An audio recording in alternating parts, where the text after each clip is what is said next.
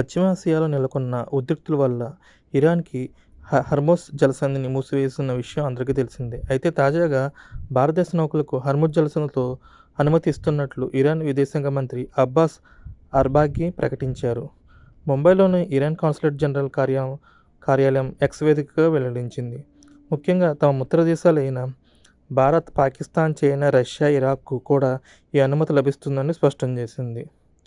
దీంతో హర్ముజ్ జలసంధికి ఇరువైపులా చిక్కుకుపోయిన భారత నౌకలు త్వరలో సరుకుతో సహా తమ గమ్యస్థానాలకు చేరేందుకు మార్గం సుగమైంది. అంతర్జాతీయ సముద్ర వాణిజ్యంలో అత్యంత కీలకమైన హర్ముజ్ జలసంధి విషయంలో భారత్కు భారీ ఊరట లభించింది.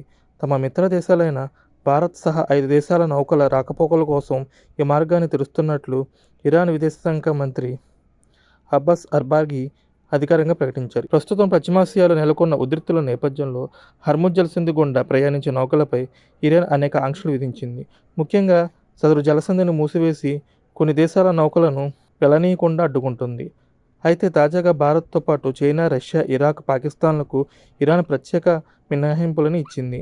మా మిత్ర దేశాల నౌకలు హర్ముజ్ గుండా ప్రయాణించేందుకు మేము అనుమతులు ఇస్తున్నామని అర్బాఘీ పేర్కొన్నారు. ఇరాన్ తీసుకున్న ఈ నిర్ణయంతో హర్ముజ్ జలసంధికి ఇరువైపులా నిలిచిపోయిన భారత వాణిజ్య నౌకలు తమ గమ్యస్థానాలను చేరేందుకు మార్గం సులువైంది. ముఖ్యంగా భారత్కు వస్తున్న 5 గ్యాస్ ట్యాంకర్లు అనుమతుల కోసం గత కొంతకాలంగా వేచిచూస్తున్నాయి.